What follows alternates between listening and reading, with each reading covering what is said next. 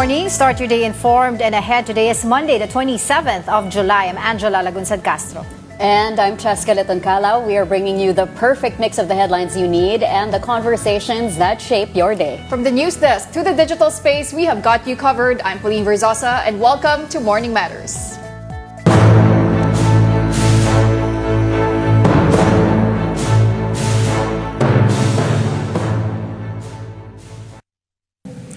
Kitang-kita ko na maraming proyekto para sa flood control ay palpak at gumuho. At yung iba, guni-guni lang. Huwag na po tayo magkunwari. Alam naman ng buong madla na nagkakaraket sa mga proyekto.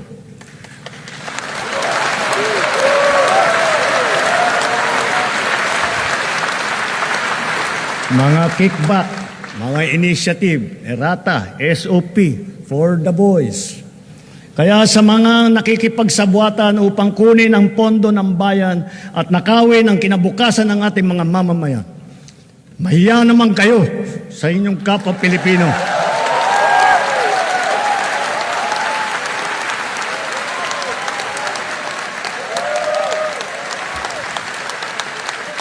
Mahiya naman kayo sa mga kabahayan nating naanod o nalubog sa mga pagbaha. Mahiya naman kayo, lalo sa mga anak natin na magmamana sa mga utang na ginawa ninyo na binulsan nyo lang ang pera.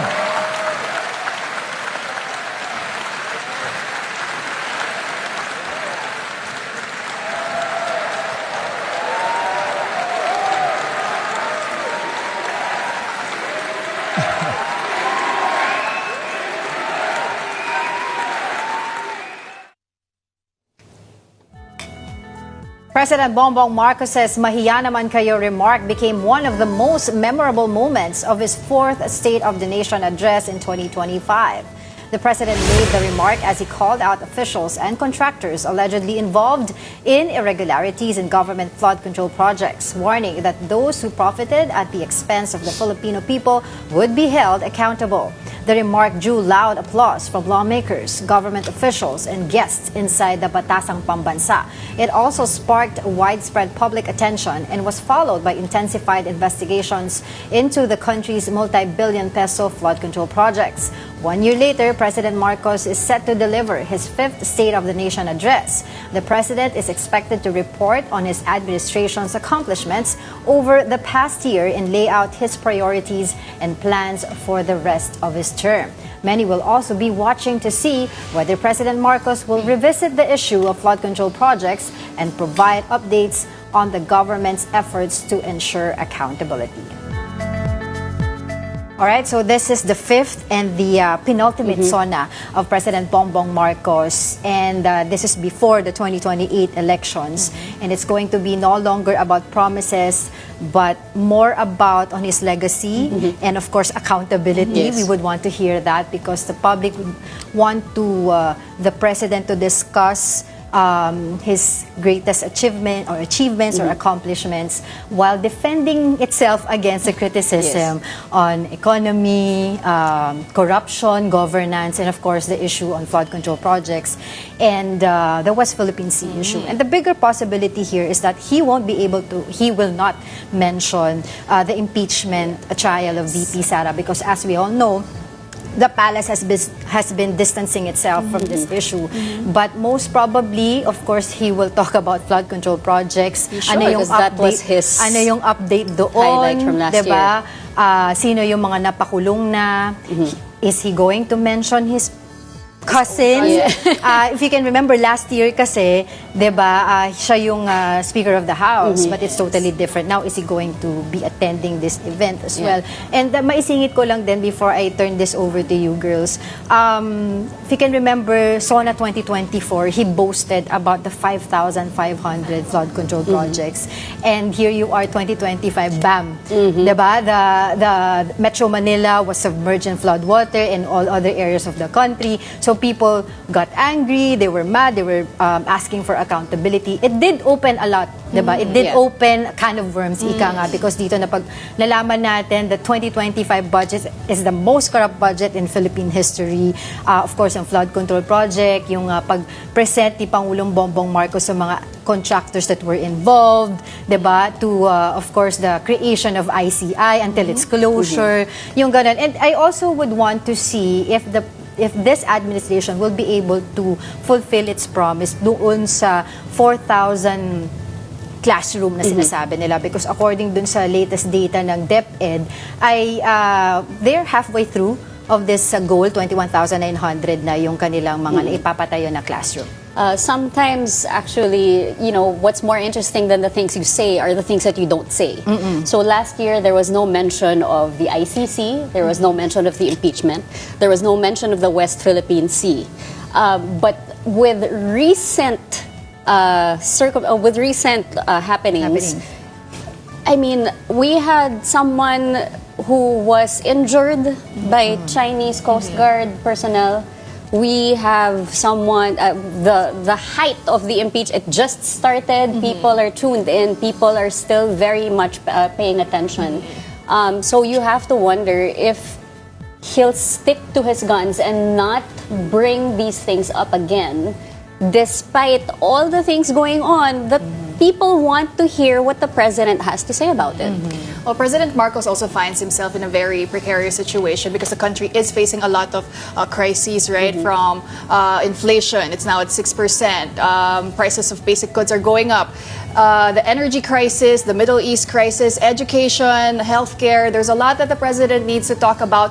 And this also comes at a time when his trust ratings are at an all-time low, right? 34%. So we're going to see what President Marcos intends to do in his last 2 years in office. As Angela mentioned, legacy building na kasi dapat ang Marcos administration in its last 2 years. So last year, also in his fourth SONA, the president's speech lasted for 1 hour and 11 minutes. So President Marcos usually delivers a very concise speech, He doesn't go off the script. Exactly. So we're going to see also if indeed the president will make an earth-shaking announcement, because Maricel Halili, our colleague, asked Yuse Claire Castro last week, right, if he's going to make any explosive announcements. And she said, lagi naman. So we're going to see if that's going to be, is it a policy announcement? Is it going to be another strong statement against detractors from the government? Yan po abangan natin. Kanina very quickly, I was able to talk to Yusek Castro on Good Morning Kapatid. And talagang medyo tight-lipped siya doon sa talagang lalamanan. Because we expected that, na talagang it's going to be the president who's going to talk about whatever it is sa SONA. But she did say na abangan nga nila yung sasabihin niya, because very hands-on si Pangulong Bongbong Marcos sa kanyang speech. He is writing his speech and he already rehearsed yesterday. So yun na lang daw aabangan. But we also know that this SONA is going to be simple but dignified. There's no red carpet. Just like last year. Last year we were there, walang red carpet. So wala din mga pabonggahan ng mga outfits ngayon from the lawmakers. Last year may ilan na meron. May ilan, matigas ang ulo. Baka hinanda na daw Pasaway nila yung outfit nila. So that's what we will watch out for later. But meanwhile, severe flooding still hit parts of Davao City after hours of continuous rain. In Bangkal and Tumbok, floodwaters rose above head level, entered homes, and forced some residents to climb onto their roofs while waiting for rescue. Roads turned into raging rivers, while even vehicles and rescue trucks could not pass through the deep floodwaters. And by morning, residents were greeted by thick mud, overturned vehicles, and livestock that did not survive the flood. More than 200 families were brought to evacuation centers, including some who lost all their belongings and food supplies. But as Davao residents deal with the aftermath of the floods, a war of words is also heating up between Malacanang and Davao City Hall. Palace Press Officer Claire Castro told Davao City Mayor Sebastian Baste Duterte to focus on helping flood-affected constituents instead of engaging in political attacks. This came after Mayor Duterte accused the Marcos administration of prioritizing the impeachment trial of his sister, Vice President Sara Duterte, over alleged corruption in flood control projects. Baste Duterte, kagagaling lang sa bakasyon, kagagaling sa ibang bansa. Instead na unahin ang kapakanan ng mga constituents sa Davao City dahil nakakaranas sila ng pagbabaha. Inuna pa talaga ang pamumulitika Kung hindi siguro sila madalas magbiyahe, hindi siguro sila madalas magbakasyon, at nanonood sila ng news, malalaman nila kung ano ba talaga ang programa at proyekto ng pamahalaan. Okay, so following the continuous rains in Davao, even MMDA General Manager Nicolas Torre III said his own house was inundated with flood. Sabi niya, hindi naman bago yan, pero yung tanong is bakit paulit-ulit pa rin nangyayari, right? So you have Representative Antonio Tino also now urging the Ombudsman to investigate the flood control projects in Davao, especially because they have a 4.4 billion peso budget in Davao, and yet they're still experiencing this type of, this magnitude of a flood. And if I'm correct, this wasn't even a typhoon, was it? No, it wasn't. It's a tropical Quiapo. storm. It's Quiapo. Was it Quiapo? Okay. And Habagat. Ayun, More ang on alam ko yung Habagat. Pero not necessarily directly affected by Quiapo. Yung, again, Quiapo enhanced the Habagat.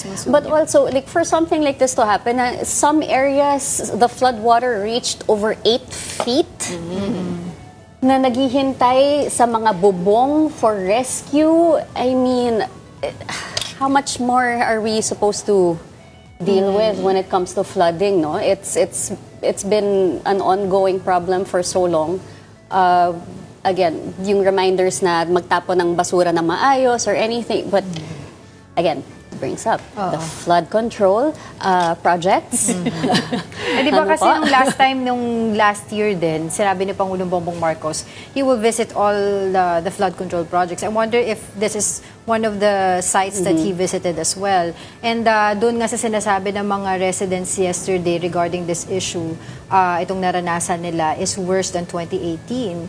Sabi nila mataas yung 2018, neck level yun, mataas na yun but this time around lumampas tao na to the point na bubong na lang yung makikita mo. So how much more can they endure every time magkakaroon ng mga pagbaha doon sa kanilang lugar, 'di ba? Kasi nga doon sa mga sinasabi nung iba because there are urban developments, yung mga dapat nagfo-flow na tubig ay natatakpan because of the development. So dapat inaayos din nila yun, 'di ba? So yun. Okay. All right. The Bases Conversion and Development Authority, or BCDA, has designated around 1,620 hectares in New Clark City, Capas, Tarlac for the proposed PAC Silica. The project aims to position the Philippines as a hub for artificial intelligence, semiconductor manufacturing, and other advanced industries. However, several groups have raised concerns over its possible impact on the environment, water resources, and nearby communities.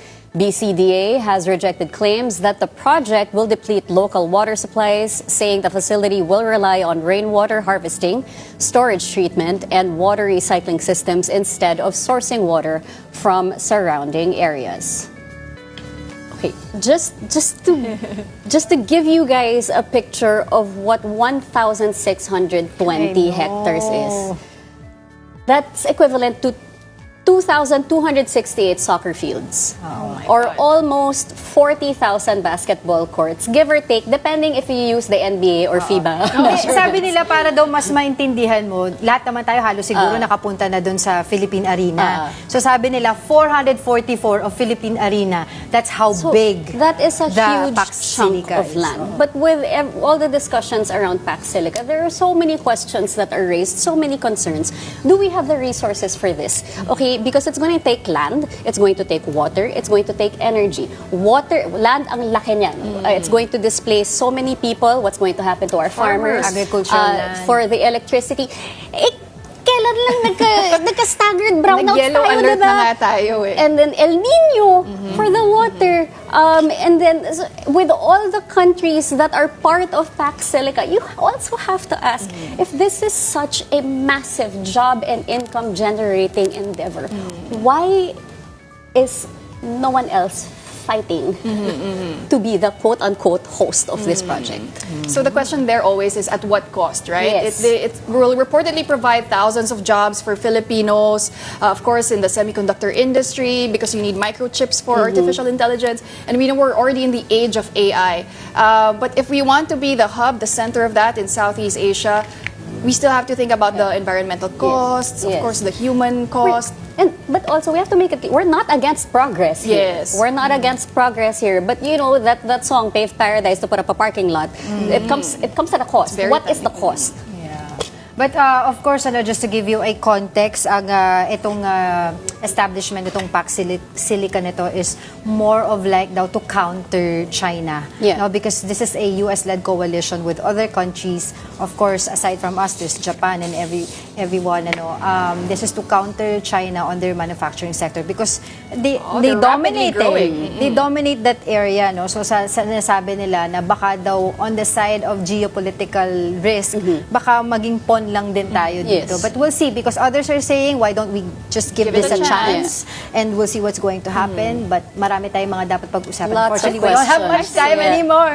I think we need to talk about it talaga. No? Maybe we can invite an someone expert. because we have a lot of questions. Because I was talking also to someone last week, an expert in AI, and he said there's a lot of misinformation. They want to clarify some details as well. So let's give it a chance. You just have to remember every time that you are going to type in your chat GPT, how are you or whatever it is, katumbas niyan yung water, yung cold storage facility. Alright. Clearly, we have many, many things to say, many questions. But don't go away. Morning Matters will be back after a short break.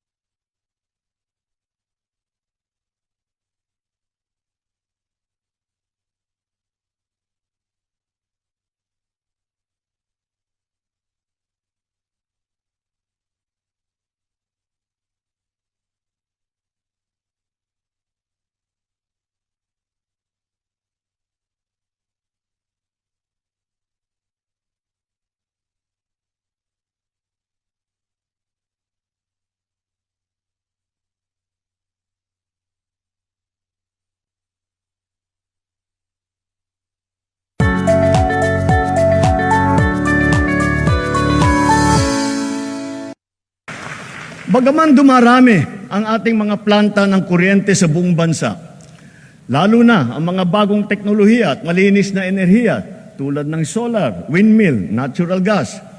Bagaman kilalang-kilala na tayo sa buong mundo dahil sa pagpapahalaga natin sa renewable energy, naririyan pa rin ang mga problema sa enerhiya na damang-dama ng bawat Pilipino.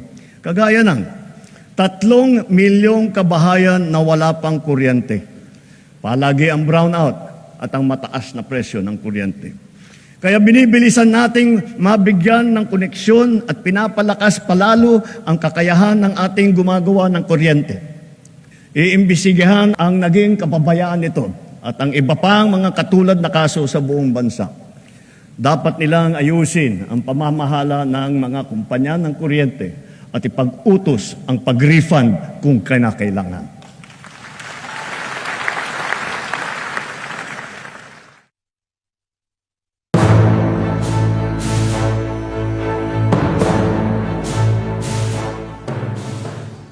Welcome back. You are still watching Morning Matters here on One News.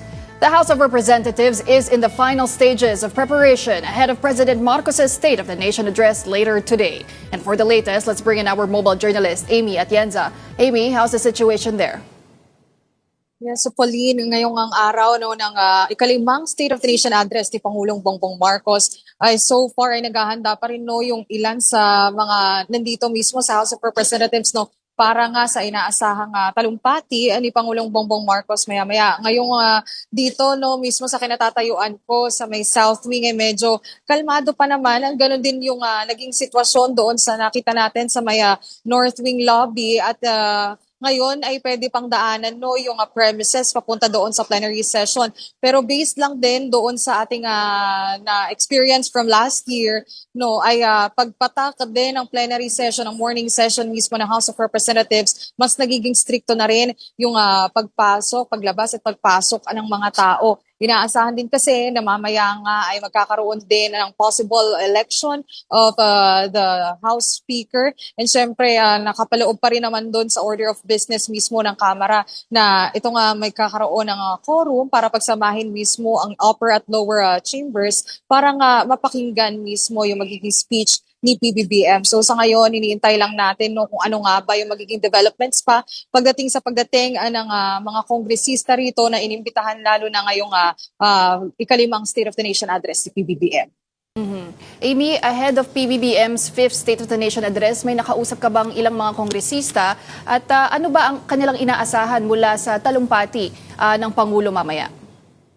We have heard, Pauline, itong Makabayan Block Representatives, talagang pinananawagan nila yung kalagayan din mismo na pagdating sa edukasyon ng education sector mismo dito sa ating bansa. Bukod pa dyan, syempre inaasahan din mismo ni ACT Teachers Party List Representative Antonio Tino na itong flood control issue or flood control scandal pagdating doon sa naging talumpati din last year ni Pangulong Bongbong Marcos ay sana daw mas magkaroon pa ng mas maraming development, sana raw ay mas matugunan at para naman kay Kabataan Party List Representative Reneco, nasasabi niya na yung red tagging ay kinakailangan ding bigyan ng solusyon para nga dito sa State of the Nation address ni Pangulong Bongbong Marcos. May ilan naman na mga mambabatas Pauline ang inaasahan nga data-driven or kaya looking into the numbers yung masasabi ni PBBM pagdating sa kanyang speech. So meron pa kasi mga legislative measures na nasa priority ni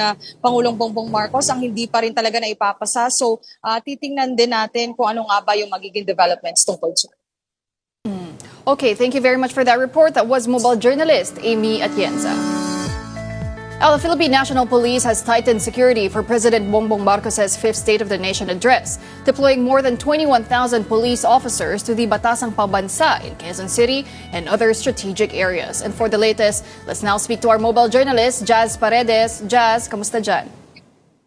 Yes, Pauline, mahigit 21,000 kapulisan nga ang i-deploy sa paligid ng Batasang Pambansa Complex, pati na rin sa Commonwealth at iba pa mga strategic areas kung saan ito ay para sa paghahanda sa ikalimang State of the Nation address ni Pangulong Bongbong Marcos mamayang hapon. Sa ngayon na Paulina, inaabangan natin itong gagawing inspeksyon ng Philippine National Police kasama si PNP Chief General Jose Melencio Nartates at Regional Director ng NCRPO na si Police Major General Anthony Aberin sa palibot ng Batasang Pambansa Complex at sa mga monitoring stations kung saan nga ay dito ay titignan din yung kasalukuyang deployment ng mga grupo o ng mga personnel kung ano yung kanilang magiging formation at ano yung mga latest na balita with regards to the security around the area. At ngayon, Pauline, nananatiling no monitored threats ang kapulisan para sa ngayong araw. Wala rin tayong gun ban na itinaas ngayong araw, ngunit nagsimula na ang liquor ban ng QC mula yan na 12 a.m. kanina at hanggang 6 p.m. yan mamayang gabi. Sa ngayon, Pauline, kung natatandaan natin, last time meron tayong 3 grupo na binigyan ng permit upang magsagawa ng rally sa araw ng SONA ngayong araw. At ang ayon kay Major Asilo, spokesperson ng NCRPO, ay we are expecting around 60,000 o estimated yan mula sa mga grupo dahil 20,000 daw each yung expected participants sa bawat grupo. And ang sa huling update sa atin ay nag-merge itong bayan na grupong bayan at Sanlakas sa isang pwesto na lamang. So dito sila sa Capital Estate. And sabi sa atin kanina, itong mga grupo na ito ang binigyan lamang ng permit. Ngunit kung may mga grupo daw na mag-rally later on, ay kinakailangan nilang humingi ng permiso mula sa coordinator upang doon na lamang mag-merge dahil nga 3 lamang yung nabigyan ng permit. Sa ngayon, Pauline, inaantay nga nating magsimula itong inspection, pero sa ngayon ay wala pa naman tayong nakukuhang balita ng mga security or mga threats as of this morning. Pauline. All right, thank you very much for that update. That was mobile journalist Jazz Paredes reporting. A Vice President Sara Duterte says she will not resign despite her ongoing impeachment trial.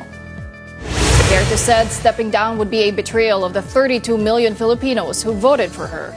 She also accused President Marcos of trying to remove her from office as she faces impeachment charges involving alleged fund misuse, unexplained wealth, bribery, and grave threats. Malacanang, however, insists the president has no role in the proceedings. And Palace Press Officer Undersecretary Claire Castro said impeachment is solely within the mandate of Congress. Castro added that Duterte must answer the allegations through the proper process and clear questions surrounding her confidential funds, wealth, and integrity. Tandaan po natin, hindi po ito mandato ng administrasyon. Ito po ay mandato ng Kongreso. Wala pong kinalaman ang Pangulo sa ginaganap na impeachment trial diyan po sa impeachment court. Now, House prosecutors have asked the Senate impeachment court to address the circulation of edited video clips from the ongoing impeachment trial. House prosecution panel spokesperson Ace Barber said selective clips shared on social media could mislead the public and undermine the integrity of the proceedings. He stressed that the case should be judged based on the complete evidence presented before the court. Barbers made the statement after Senator Pia Cayetano posted edited portions of the hearings, including an exchange between Senator Alan Peter Cayetano and House Prosecutor Representative Shel Diokno over the issue of a supposed fishing expedition. Barbers also urged the public to watch the full impeachment proceedings to help prevent the spread of misinformation. Ang leksyon sa atin ay simple lamang. Kailangan pa natin mas lalong galingan. Kailangan pa natin mas lalong bilisan. Kung datos lang ang pag-uusapan, maganda ang ating ekonomiya, tumaas ang kumpiyansa ng mga negosyante. Bumaba ang inflation, dumami ang trabaho. Ngunit ang lahat ito ay palamuti lamang, walang saysay, kung ang ating kababayan naman ay hirap pa rin at nabibigatan sa kanilang buhay.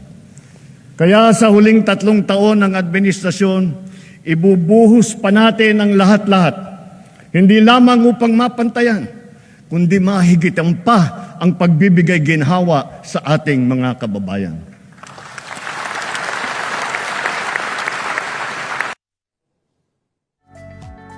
Witness the live and continuing coverage of President Ferdinand Marcos Jr.'s 5th State of the Nation address today. Stay updated with the latest developments, expert analysis, and real-time reports as the story unfolds only on One News and other Kapatid channels. Our special coverage continues all day, so stay tuned for that. But don't go away because Money Talks with Kathy Yang is up next to get you ahead of the markets. I'm Pauline Verzosa. Stay tuned to One News.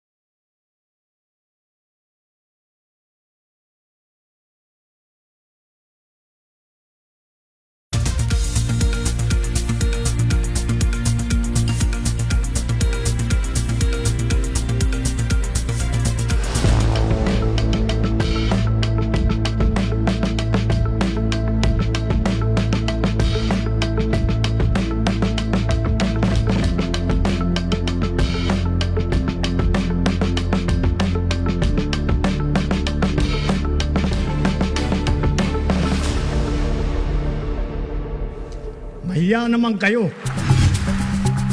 It has been a year since the president vowed to bring to justice those linked in the alleged mishandling of funds in flood control projects. I would hope that outside of the realm of economics, the judicial system will really be very conscious about doing their part. A corruption scandal that raised questions about accountability and governance and tarnished the country's reputation among investors. We have to improve and recover trust and confidence in public policy and governance. Before the Philippines could even recover from the corruption scandal, conflict in the Middle East resulted in a global oil crisis that hit Filipinos hard. We're expecting that the number one commodity that will go up in prices because of higher fuel prices will be food prices. All these prompted international banks and agencies to downgrade the outlook for the Philippines way beyond 2026. The new Secretary of DBM also seems to be very prepared to do all this catch-up spending. So I'm quite optimistic about the second half of this year. Now, President Bongbong Marcos again faces Filipinos waiting on his government's plans. This is a moment of truth for the president.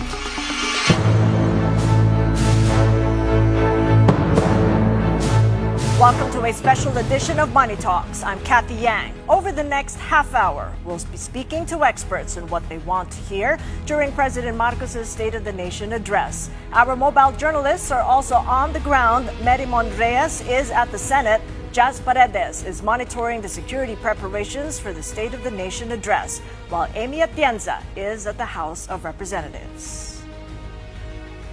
The Senate is taking a pause from the impeachment trial of Vice President Sara Duterte as lawmakers turn their attention to President Marcos's fifth State of the Nation address.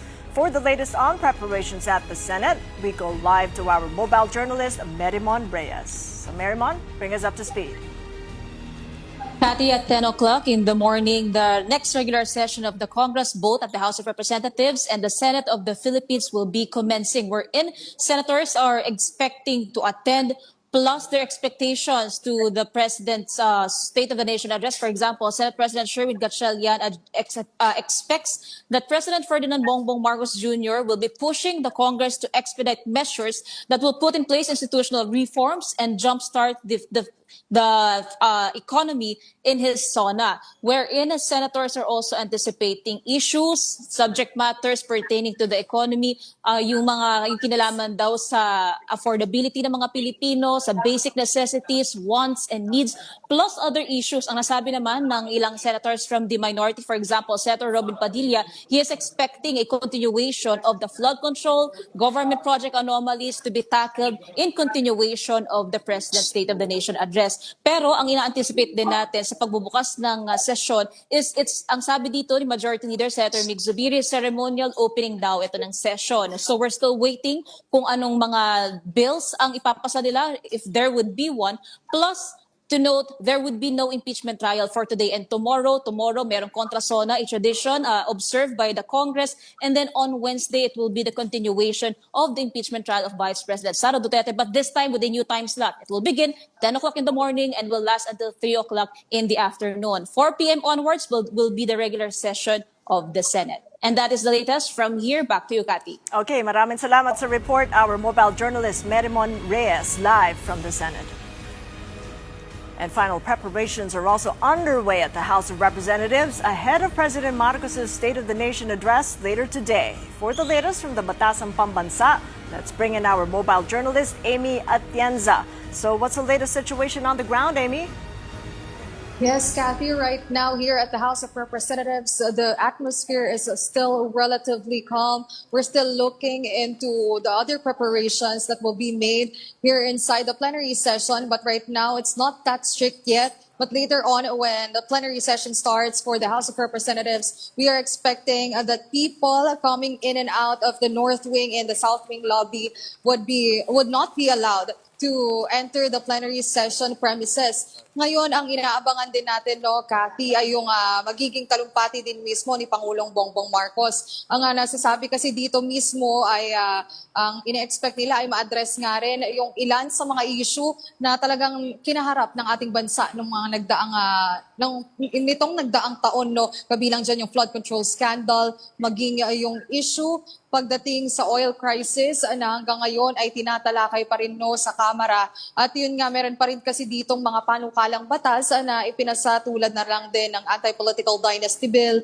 pati na rin ay yung iba pang mga measures on education and misinformation and disinformation na naisa nang mapakinggan ng ilan sa ating mga mambabatas. So for now, we're also waiting for the election of a possible new speaker. Who knows what's going to happen there also. So we're still on standby on what is the next for the House of Representatives. And as for the security measures, they assured that around over 20,000 personnel are committed by the Philippine National Police all over the National Capital Region. And here inside the premises of the House of Representatives, over 30 medical personnel are also on standby in case of emergencies. Kathy? Okay, maraming salamat sa update. Our mobile journalist, Amy Atienza.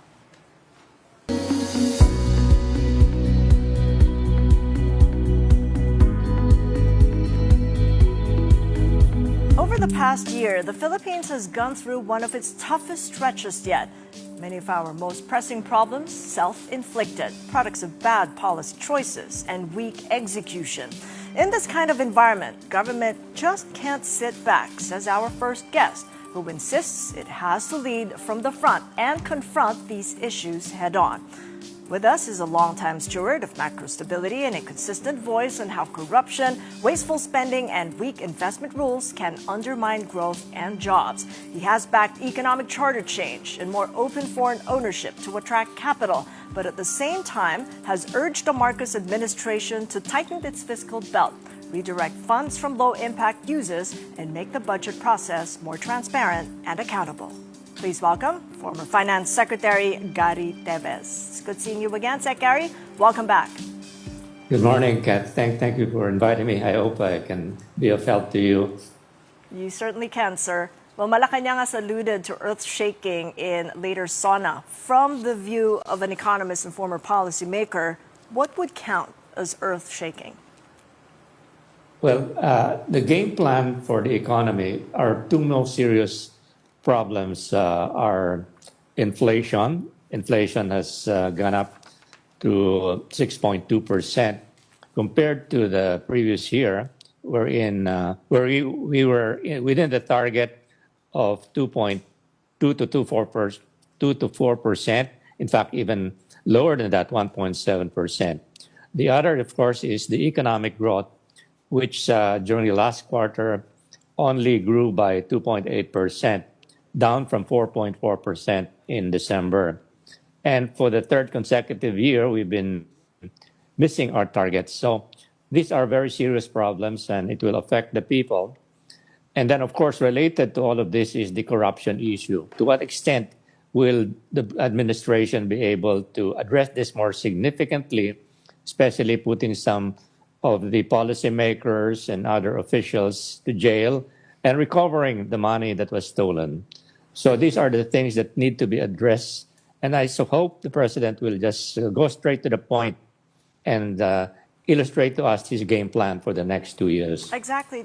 To your point, I mean, what is going straight to the point? In what way might this SONA be more consequential than the previous ones? Because growth has slowed and there's elevated inflation and a flood control mess to fix and that oil crisis, that oil shock we have yet to get over. Yes, what is within his control would be the budget, Kathy, unlike the oil prices. So this time he will really have to scrutinize the budget, both at the legislative process as well as in the execution of this budget once it's approved. During that process, he has to be very rigorous in ensuring that his national expenditure program are as much as possible complied with by Congress. Of course, Congress has some latitude, but as much as possible, a very small amount And at the same time, when the budget is approved by Congress, scrutinize it very carefully and ensure that there are not too many inserted items there. And to the extent that they might do that, then exercise his veto powers more rigorously. And apart from that, at the time when the budget is implemented, rigorously monitor, implement, spend more time in the provinces, ensure that the budget is really being followed carefully. It's a tall order. Just on that latitude, there's just so much fiscal space we can move on, given that we do have that oil crisis to deal with and a second one at that. So in terms of accountability, though, Sec Gary, what part of the full picture could the president blame on the oil crisis, and which part can be rightfully blamed, and what he should admit as self-inflicted? Well, the self-inflicted would really be the budget itself, no? But the other would be the policy direction of the country, and it probably is not him entirely because this has been long overdue since previous administration. We've got to restructure the economy more vigorously, Kathy. We're so much dependent on services to sustain our growth. Our agricultural sector has not produced as much support, and our manufacturing sector only accounts for about 17 to 18%. A more comfortable, even resilient level would be somewhere agriculture should grow or should contribute at least about 10 to 15% of our economy from about 8% now. Manufacturing should contribute about 30%. It's only contributing 17 to 8%. But translated in layman's terms, agriculture can help in terms of providing raw materials to the manufacturing sector. We import a larger number of our food requirements. We should grow more of it. And then we should process both agriculture and industrial goods more. Some of our raw materials for industrial goods should be processed so we can add more value to our exports. So all of this taken together will put our economy in a stronger situation, and we could grow back to our level again to anywhere between 6 to 7%. But first, we have to baseline from Mahiya naman kayo, that critical moment when he said that in the fourth zona last year. But in your opinion, Sec Gary, what has changed on the flood control corruption? Have we seen real systemic reform there? To a certain extent, related to the budget, in terms of more of our citizens can participate in the process. But I think it should be more than that. Those have been identified already as guilty, should be followed, should be pursued more vigorously. Some of them, or more of them, should be put to jail. And I'd like to see whether some policymakers can really be also put to jail. And some of the stolen money can also be returned. No. Well, one big thing has changed, Sec Gary. The World Bank now calls the Philippines an upper middle income country, but on the ground, many Filipinos are still crushed by the oil shock because of higher prices, higher fares. How do you now expect the president to explain that gap between upper middle income label and the lived realities? Yeah, that's a tough one because it's really just an accomplishment on paper. We need to really make sure that the most important really, based on the recurring surveys of SWS and Pulse Asia, is how to handle inflation. No? If we can bring it down again to within the target level of 2 to 4%, but this is not only the responsibility of the Bangko Sentral. The government, together with the private sector, has to do its part on the supply side of the inflation problem, both in terms of the production and increased productivity, especially on the supply chain, because the food has to be more affordable by the time it reaches the market. We have a presence of a lot of middlemen and profiteers. So this has to be stressed by competition, by more investment in food to farm to market roads, warehousing facilities, cold storage, and so on. So this has to be rigorously done. And in fact, the president should find a way of talking to even the conglomerates, and they can participate more actively in the supply chain. No. All right. Well, the importance there of private sector participation. Thank you so much for your insights ahead of Sana. Gary Teves, former Department Finance Secretary. That is all. Thank you. You're watching Money Talks. Coming up, our conversation with Emmanuel Noel Leco, President and Chief Economist of Credit Rating and Investor Services Philippines. And we check on global oil prices amid eased tensions in the Middle East. Keep it here on One News.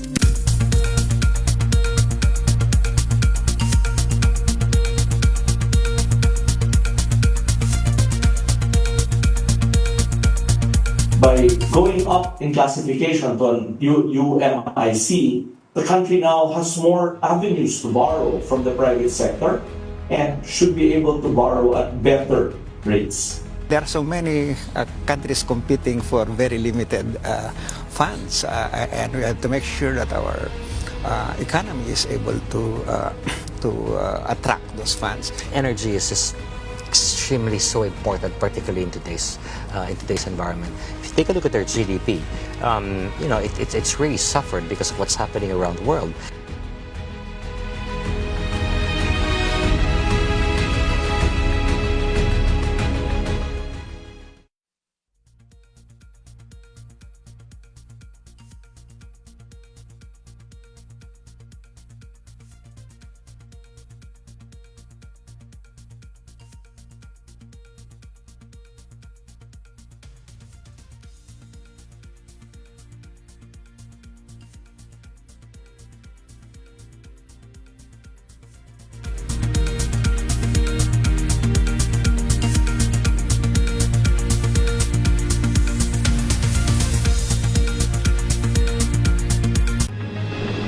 You have a situation where the government is projecting low revenues, and yet we're increasing our budget by 6%.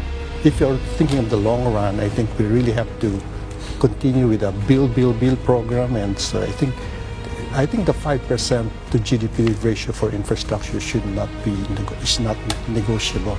I think that the narrative that at least in the last 15 years, the economy has progressed quite substantially, and I don't think that the recent shocks, particularly this Middle East crisis, has eroded that narrative. Welcome back to Money Talks. I'm Kathy Yang. U.S. President Donald Trump has held off on a major escalation against Iran, causing global oil prices to go down. Sources told Reuters that General Dan Kane, chairman of the Joint Chiefs of Staff, had cautioned Trump that resuming major combat operations may deplete the stockpile of anti-missile interceptors and other air defense munitions in the Middle East. The U.S. and Iran have paused strikes for 2 straight days now, but senior Iranian officials believe that this is only a tactical move, not genuine. They continue to adopt the position of attack for attack. If U.S. strikes stop, Iran will halt operations.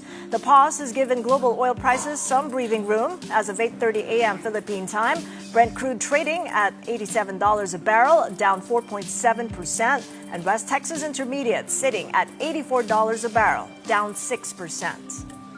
And a quick check on the Philippine peso and see how it's open Monday. It is stronger, 61.76 to the dollar.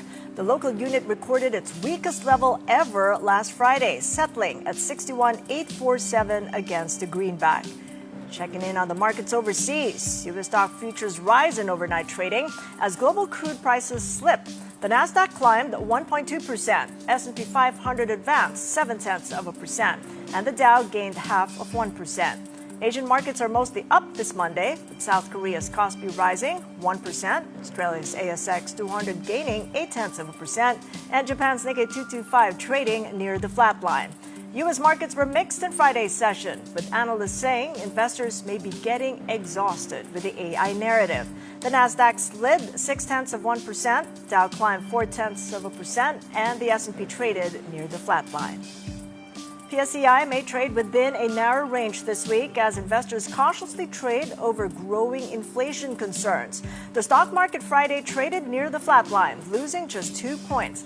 Japheth Tantiangco of Philstocks Financial warns renewed Mideast tensions may add to the already worrisome backdrop of slowing economic growth and elevated inflation, which in turn will weigh on the local bourse. And the 10-year government bond yields ticked up to 7.605%.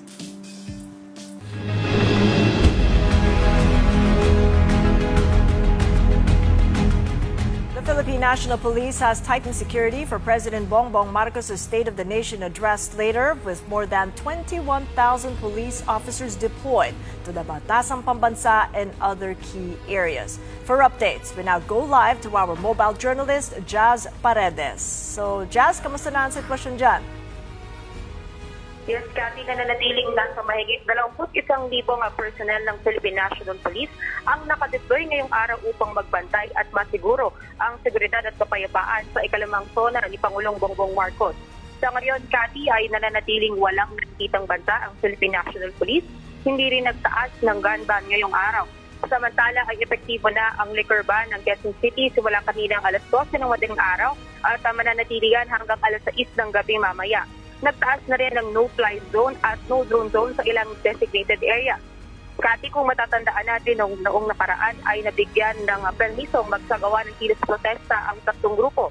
Yan ay ang grupo ng Bayan, Sanlakas at Better Brighter Movement. At ayon kay NCRPO spokesperson na Major Hazel Asilo, ay nasa 60,000 yung estimated na bilang na makikilahok sa mga grupo na ito. So kung titignan natin, Kati, at 20,000 yan each at yung grupong Bayan at Sanlakas ay nag-merge sa isang pwesto na lamang. So ina-expect natin na dito sila sa Capital Estate habang ang Better Brighter Movement ay nananatili sa Commonwealth Avenue sa harapan ng Commission on Audit. At ngayong araw din, Kati, ay nag-full deployment na rin ng QCPD simula 3 a.m. kanina habang NCRPO naman ay naka-full alert na simula noong Biyernes.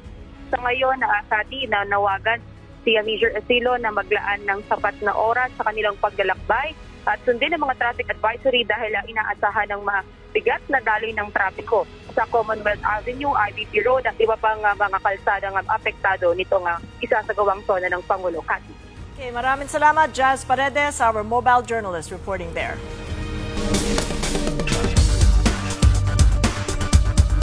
In our continuing special coverage of the State of the Nation address this afternoon, we now speak with an economist who's been reading this SONA against a much tougher checklist: growth, inequality, and public confidence. With us now for more is Professor Emmanuel Noel Leco, President and Chief Economist of Credit Rating and Investor Services Philippines and a Senior Fellow at the Center for People Empowerment and Governance, or CENPE. It's good seeing you again, Noel. Welcome back to the program. Thank you for having me back. Glad to be part of this very important conversation. Yes, indeed. And you did hear from Sec Garin what he said about his pre-ASONA assessment. What stood out for you there? Well, yeah, that was a good start. That was a good introduction. However, I think what was discussed by Secretary Tebes and also previously by Secretary Balisacan, they go back to the previous public policies of the Philippine government. Our economic policy, our economic orientation has not really changed much, be it from the previous administrations up to now. And basically, we've been dependent on what we called before export orientation, and then it became import substitution. You know, it has become just a rotation of these policies that I think failed.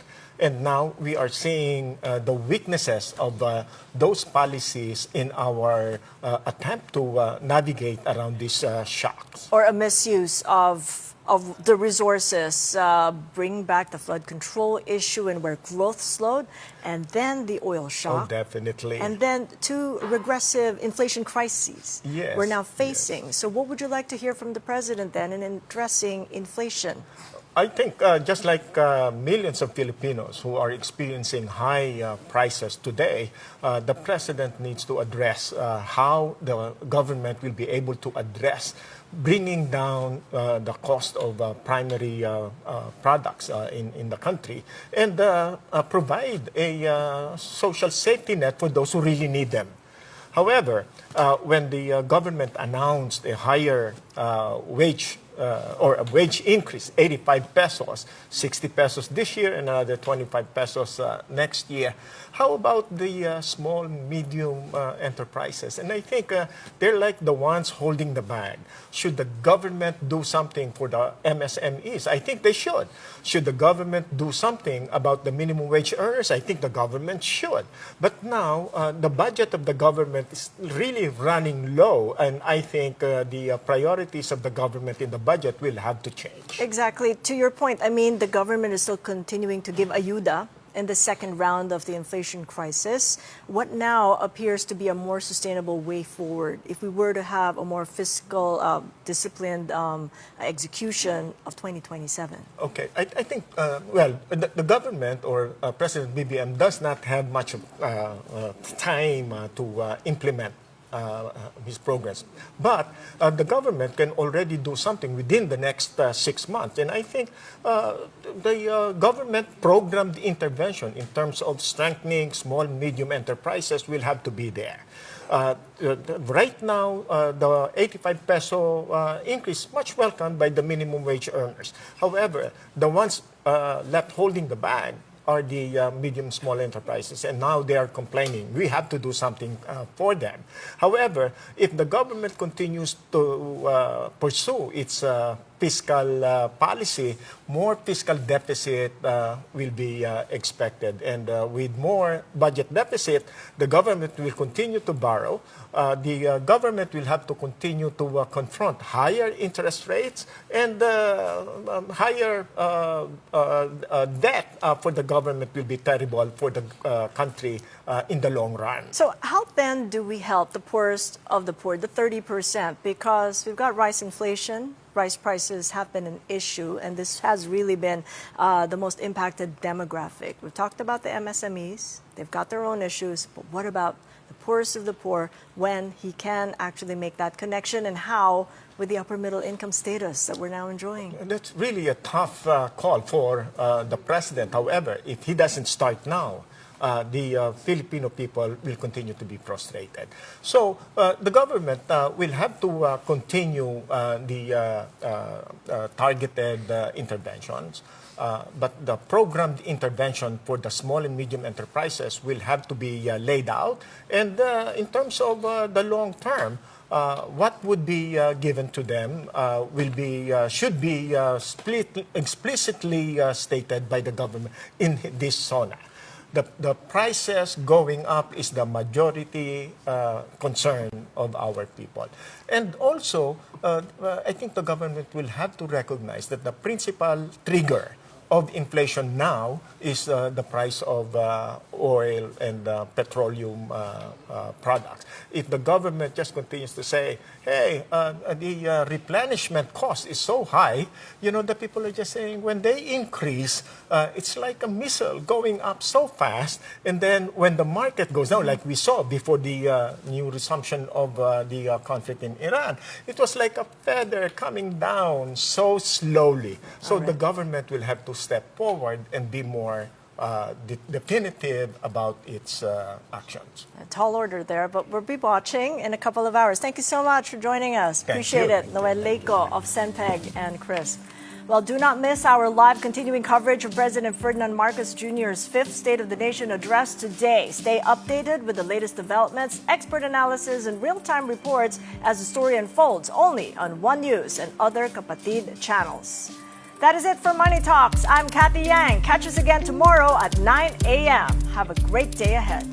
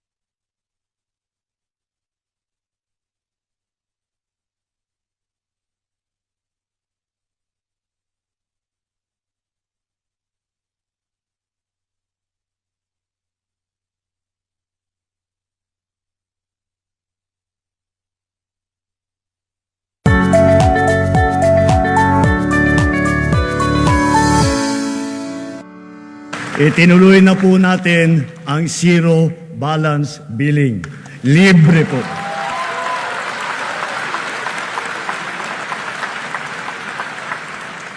Ibig sabihin, ang serbisyo sa basic accommodation sa ating mga DOH na ospital, wala nang babayaran ang pasyente dahil bayad na ang bill ninyo.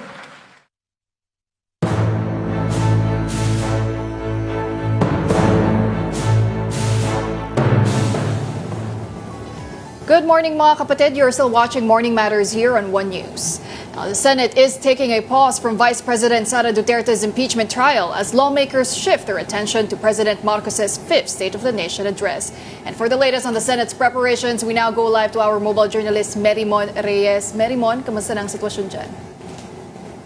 Pauline, alas 10 ng umaga, ine-expect yung pagsisimula ng pangalawang regular session ngayong Congress sa Senado. And ang nakita natin kanina na dumadating na ay ilang diplomats, guests, even si Apostolic Nuncio to the Philippines, Charles Brown, nakita na rin natin siya na pumasok. Ang ine-expect ng mga senador, for example, Senate President Sherwin Gatchalian, is magiging laman daw ng SORA ni Pangulong Bongbong Marcos yung pagpupush daw sa Congress to expedite laws para raw maipaigting at mapagtibay at masuportahan itong ekonomiya. Ang sabi kasi ni SP Gatchalian, may economists, may analysts na nakita mabagal daw ang progreso ng ekonomiya, yung pagbagsak daw nito, at that includes yung crisis sa Middle East na nakaapekto sa produktong petrolyo and yung affordability ng mga tao. Ang sinabi naman ng ilang senators from the minority, for example, Senator Amy Marcos, kapatid ni PBBM, naglabas siya ng maikling video kanina na sinasabi, alam naman daw ng mga tao ang SONA ng State of the Nation Address. Pero ang tanong ng senadora, so ano na? Senators, di pa natin sila nakakagila, pero we will be anticipating na magpapakita na sila dito isa-isa by 10 o'clock in the morning. Pauline.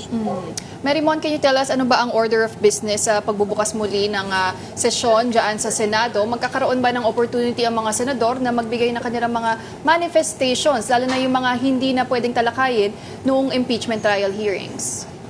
Pauline, ang huling sinabi ng opisina ni Majority Leader Senator Mig Zubiri, ceremonial opening daw ng session na magaganap ngayong 10 a.m. So, we're still waiting sa magiging program flow nito. Pero usually kasi, mapaformalize dito kung sino ulit ang uupong Senate President, Senate President Pro Tempore, Majority Leader, Minority Leader. And kung sakali man, kung may mga panukala silang ipapasa ngayong araw na ito. Ang ina-anticipating kasi usually, pagkatapos ito, by noon, lahat ng mga senador pupunta na, babiyahe na sila papuntang Batasang Pambansa Complex. Pero ang malinaw, wala mo ng impeachment trial ngayon. Bukas, wala ring impeachment trial dahil ang Congress may tradisyong inoobserbahan na kontra SONA. And si Minority Leader Senator Alan Peter Cayetano, naghahanda na siya ng kanyang magiging speech at nag-crowdsource siya sa mga tao kung ano mga issue ang nais silang talakayin sa kontra SONA. Pauline. All right, thank you very much for that report. That was mobile journalist Merimon Reyes.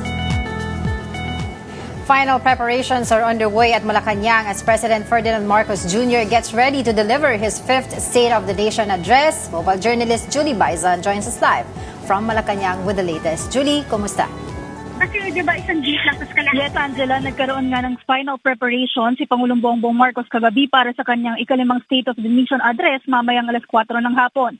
Sa photos na inilabas ng palasyo, makikita natin na nagre-rehearse ang Pangulo ng speech at nakikipag-usap sa ilang staff. Ayon kay Palace Press Officer Claire Castro, tatagal ng 1 oras at 20 minutos ang SONA speech. Pero magbabago pa raw yan, depende sa bagal o bilis ng delivery, pati syempre yung mga palakpak o reaction ng mga bisita sa plenaryo. Sinabi nga rin ng Pangulo na up to the last minute, kahit 1 oras bago nga yung kanyang SONA, may mga binabago pa siya sa speech dahil gusto niya na maging perfect daw yan. Hindi naman sobrang haba o hindi sobrang iksi at naisama daw yung lahat ng kailangang maiulat. Sa kung ano naman yung hihintayin natin sa speech, nang tanungin ng Pangulo kung may mababanggit ba tungkol sa korupsyon, ang sabi niya, abangan ang susunod na kabanata. Pero isa nga yan sa mga inaasahan natin, lalo't kay PBBM na rin ang galing na yung SONA ay ulat niya sa bayan sa mga nangyari sa bansa mula nung huli niyang SONA. At ang pinakamainit nga sa SONA ng Pangulo last year, yung pag-call out niya at pagsasabing mahiya naman kayo sa mga opisyal na dawit sa anomalya sa flood control projects. Ang susundan natin, ano yung update sa investigasyong ikinasa at kumusta nga yung mga kaso na nakatakdang isampa. Kasi kung maaalala natin, 65 individuals yung inirekomenda ng binuo noon na Independent Commission for Infrastructure na masampahan ng mga criminal at administrative charges o sumalang sa mas malalim pang investigasyon. Kabilang dyan yung mga contractors, lawmakers at sa mga past and present DPWH officials and personnel. So yun yung mga iintayin pa natin. Isa pang bagay at inaasahan nating maririnig sa kanyang SONA yung mga naging hakbang ng pamahalaan sa gitna nga ng krisis sa Middle East, particular yung pagtaas ng presyo ng produktong petrolyo. Ang sabi kasi ng Pangulo, ipapaalam niya sa publiko yung mga nagawa ng administrasyon sa gitna nga nung sinabi niyang very difficult period in our history. Angela. Well, Julie, ano pa ba yung meron ka bang information na nakuha doon sa maaaring sabihin pa ni Pangulong Bongbong Marcos, yung sinasabi nilang earth-shaking statement na manggagaling sa kanya? Will this include yung tungkol sa kanyang pinsan na si Congressman Martin Romualdez? Angela, yun lang yung nabanggit ng palasyo nung nakaraan na palagi namang merong earth-shaking na announcement pero walang patikim.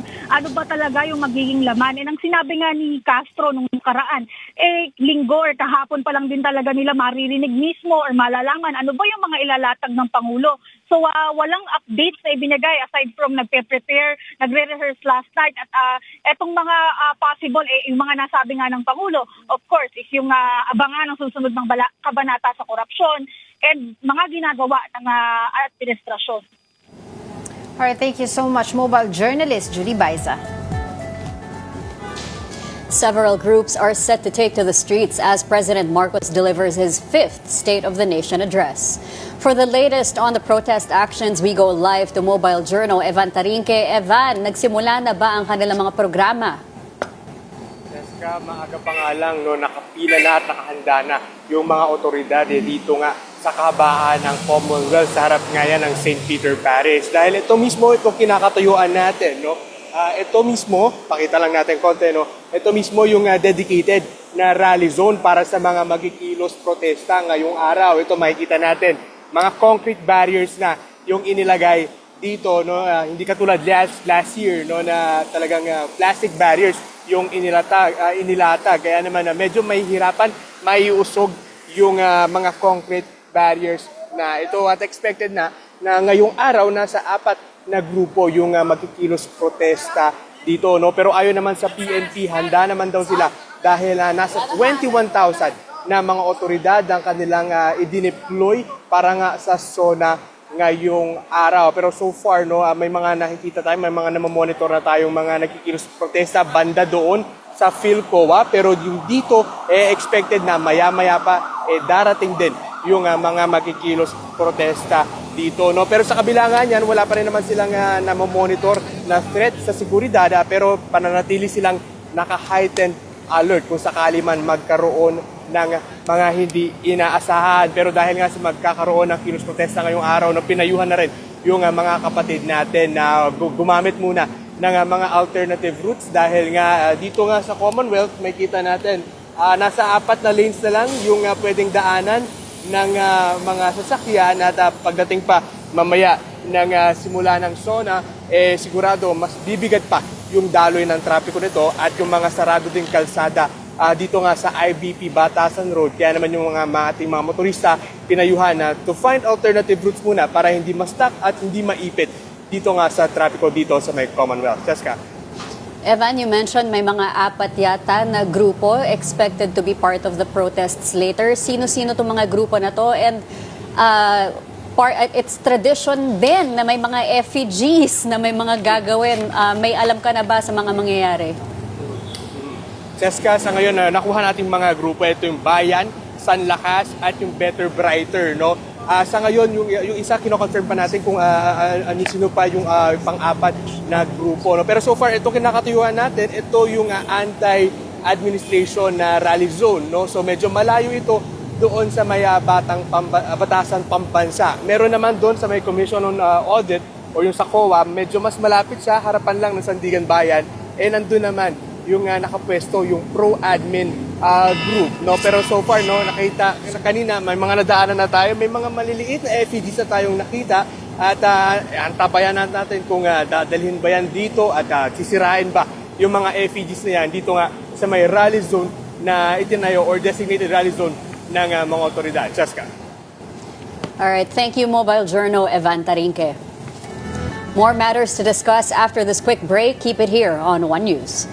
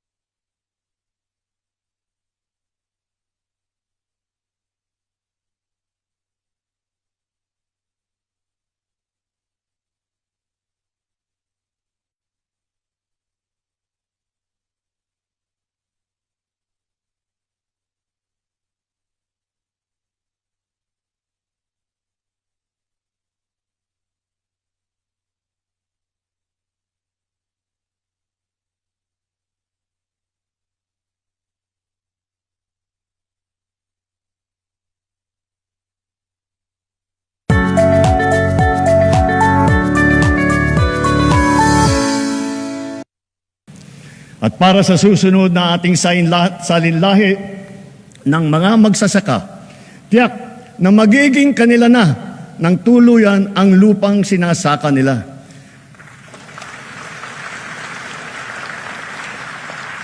Kasalukuyan pinabibilis ng DAR ang pamamahagi ng mga CLOA at ng mga e-title, pati na yung mga COCROM bilang patunay na wala ng utang ang mga benepisyaryo ng agrarian reform.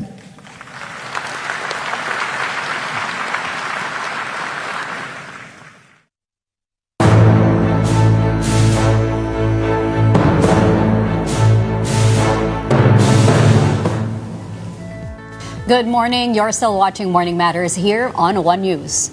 Now, before we hear President Marcos deliver his fifth State of the Nation address or SONA, here's a look back at the key promises and declarations from his SONA last year. In his fourth State of the Nation address, Marcos acknowledged public frustration over poor basic services following the 2025 midterm elections. He promised to expand social welfare programs, create more jobs, and intensify the government's crackdown on crime. Amid widespread flooding, Marcos also confronted alleged corruption in flood control projects, telling those involved, "Mahiya naman kayo." He ordered a review and public disclosure of flood control projects and vowed to file charges against officials linked to irregularities. The president also warned he would reject any national budget that deviate from the executive's proposal, even if it meant operating under a reenacted budget, among others. As President Marcos prepares to deliver his fifth State of the Nation address, we look back at the promises, political signals, and unfinished business from his 2025 SONA. Joining us are Dr. Dennis Coronacion, Chair of the UST Political Science Department, and Professor Eric De Torres of the University of the East Political Science Department. Good morning. Thank you so much for joining us. Good morning. Thank you for having us. All right, to kick things off, again, we're looking back at this point. For you, what were the major highlights of the 2025 SONA, and how is it doing today? Well, I think one of the major highlights was, as already mentioned, it was about the revelation of the president that there was corruption happening within his government, and it's not just any other regular corruption, but high level, the highest level of the government. So we're talking here of the Senate, the House, and possibly even the executive. So the question there is, what has happened since then? What has he done? Well, I think he has done a lot of things. First of all, I think right after his revelation, his expose, there were probes that happened. But these probes had mentioned or had implicated so many officials. Like, for instance, the cousin of the president, the former speaker. Right. And also some other senators, but very few of whom are in jail. And very few cases have been filed against supposed high-profile political figures. Well, the problem with his pronouncement basically cost us. It cost us our economy. It cost us a lot of basically things, especially when it comes to the distrust also on the part of the people. I'm looking at it from a perspective that probably it's really more of political survival on his end rather than really looking at it from a long-term perspective, because it costs the economy, right? Whenever we look at it, investors basically are affected trying to invest in the Philippines. Those are only commitments. He would go out of the country to get these commitments. But in terms of looking in perspective of these investors, the flood control issue or scandal really made an impact in terms of how they view the governance aspect of this administration. Right. So looking back at his "Mahiya naman kayo" remark last year, what would constitute a credible progress report in terms of the flood control controversy and the overall anti-corruption campaign of this administration? That's a very from my end, I would be expecting the president to report on, say, for example, updates regarding how many cases have been filed already against, because I understand, based on the data, if I'm not mistaken, there are 200 plus cases that the ombudsman have been trying to bolster, kasi case build up eh. So, but out of these 200 cases, I think less than 10 have been filed before the Sandigan Bayan. So there's really a big discrepancy there. So the question there is, what can possibly explain the backlog? So bakit ganun kabagal? Second, of course, what reforms have been undertaken in order to prevent the same thing from happening again this year? Because I understand that in the proposed budget from the executive, I think the executive has decided to lift the zero budget for infrastructure and particularly for the flood control projects. So magkakaroon na naman ng budget. So what guarantee do we have na hindi ito mapupunta na naman sa flood control mess, sa mga ghost projects? No more small committee na daw. That's good. Pero I heard na meron na raw, they're going to use digital technology in order to monitor the progress of the project implementation. Prof. The most important thing to consider here really is how do we make sense of the credibility of the overall, flood control probe. As what Dr. Dennis Mead mentioned, ilan na yung nasampahan? Sino ba talaga yung mga big fish na tinatawag? What was given to us are basically, senators na hindi naman nanalo, like Senator Bong Revilla. And then, whenever you look at it as such, it becomes now, from a public's perception, persecution on the part of those opposition senators.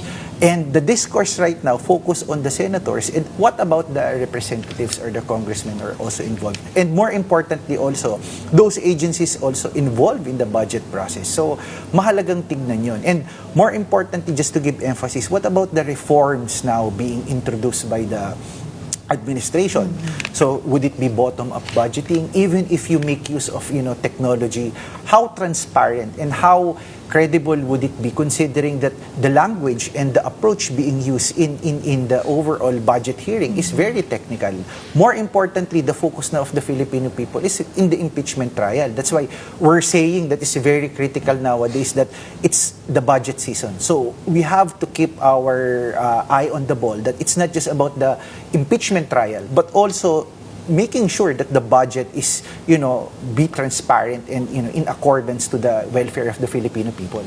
Sabi nga nila, sirs, na it was actually essentially President Marcos who was the whistleblower in terms of this flood control scandal. And it's interesting what you pointed out, Prof. Eric, na it was about political survival for President Marcos because it came at a time when his ratings were very low. The midterm elections, yung kanyang alyansa did not secure several seats, diba?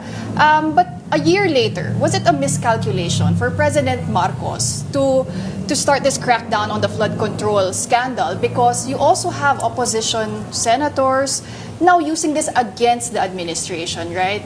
Kahit si President Marcos parang dinadawit din dito.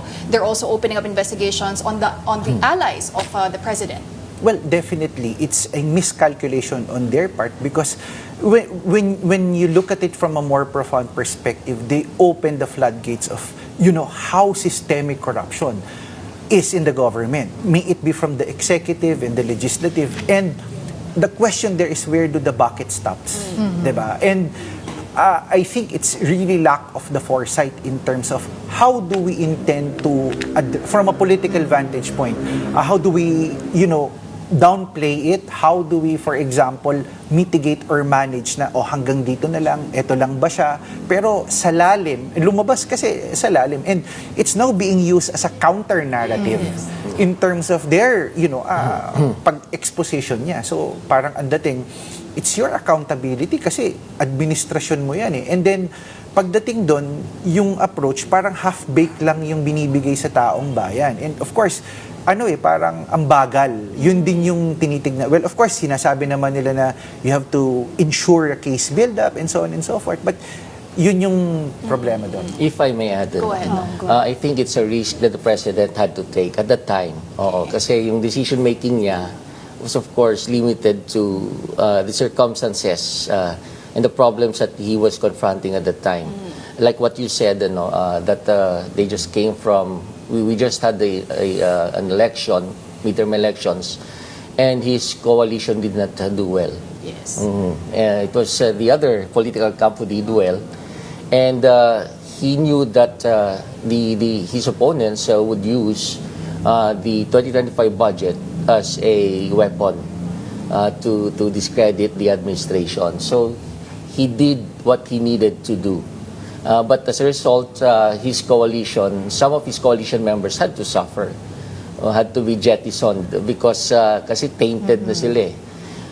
But the question there, imbis na maging legal process yan, in search of the truth, nagmukha tuloy political process whose main goal is, kagaya nga sinasabi ni Prof. Eric, is political survival of the president. Even until now, yan ang kanyang, yun ang naging tema ng kanyang corruption, anti-corruption crusade. Well, since time immemorial, we've heard officials talk about corruption and how it needs to be addressed. But flood control specifically is a different animal because there is an annual reminder. Every single time that there is a typhoon, it's typhoon season, people see what happens. People see the flooding. People experience the flooding. So it is a constant reminder. In that sense, how can President Marcos use this to cement his legacy? What still needs to be done?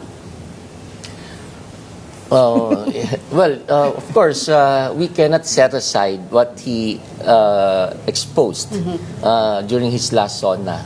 Something needs to be done in terms of transparency and accountability. Now, moving forward, of course, measures have to be undertaken. Primarily in ensuring that this is not going to happen again. Especially based on what you said, the flood control projects, because every year we experience the rainy season. And it's one of the problems that directly affect the Filipino people.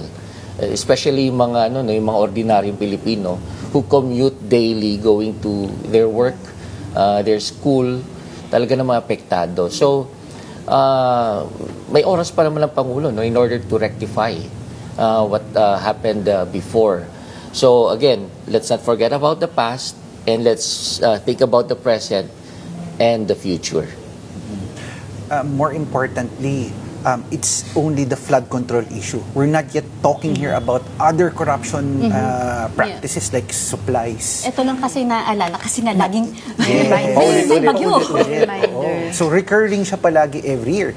Kung yung makita mong pagbaha, it's always a reminder for each and every one of us na, uy, sumabit yung governance approach ng government dito. So talagang it will always serve as a reminder pagdating dito sa usaping ito. Now, moving forward, from a political vantage point, head should roll. So ako kaya nga in anticipation later on, yung tingin ko may bibitawan siya mamaya na mabigat na may ibibigay na tao dyan. So, tingin mo si Martin Romualdez. So, yun, talagang kasi hinihingi ng... Hinihintay ng tao yan eh. Taong bayan, diba? Yes. Oo. So, talagang, pangalawa pa, yung, ano yung moving forward na kailangan gawin? Ano yung reform na kinakailangan? Kasi parang, lahat dito, hanging dun sa flood control scandal, plus nanganganak na siya, lalo na yung hirap ng taong bayan ngayon. It becomes an issue now of the economy that you have the flood control scandal for one aspect, but what is being shifted right now is the issue in terms of the problems of the economy. Alam mo, it's good that you mentioned that, Prof, because the public has witnessed so many political noise. We have the Senate coup, the budget, the impeachment trial, and it brought so little change to the everyday lives of the Filipinos. So, do you think that it parang nag-focus masyado ang administrasyon sa usaping politikal na ang mga gut issues like the economy, the transportation that you mentioned earlier, and other gut issues have taken a back seat? I think the fundamental concern of this administration is the communications aspect. The way that they communicate programs. To be fair, maraming ginagawa naman din ng administrasyon. However, minsan kasi pag nagpapa-press con sila, ang automatic, pagka kinriticize sila, babalikan din nila kaagad yung nag-criticize sa kanila. So, it become very reactive. So, ang nangyayari, talagang nagbabanggaan. And then, you look at the sentiments of the Filipino right now, nauumay na sa sobrang politika. And at the same time, yung mga negative na nangyayari, all attributed to the administration. It seems na parang ang perception nila walang ginagawa or hindi masyadong ramdam. And kung meron man, ang ifo-front load is ayuda. Yun yung nakakalungkot kasi wala kang nakikita or binibigyan nila ng pronouncement that this is the long term. Yeah. This is something that we institutionalize in this administration to ensure that yung sa mga susunod na panahon, hindi na siya mangyayari. Pero ang gagawin, magdadagdag ng panibagong pondo, magre-release ng ganito to augment or whatever it is na dapat nilang dagdagan para magbigay ng ayuda sa ating mga kababayan. If I may answer your question, Ma'am Angela, I think yung mga sinabi mo, mga political exercises, the Senate leadership issue, and the impeachment trial, all of these things are taking up a huge chunk of our legislators' time. And we cannot say na, well, hands off naman dyan ang Malacanang. because they're all part In of reality. this. Yeah, in reality, of course, they do talk to each other and they strategize. Because we're talking about the future, elections in 2028, and the present as well, the survival of the administration. So I think that all these political activities are really consuming a huge chunk of the administration's time. Distracted sila, so yung mga priority measures sana hindi nila nabibigyan ng panahon. Lalo na nung height yung Senate flicks.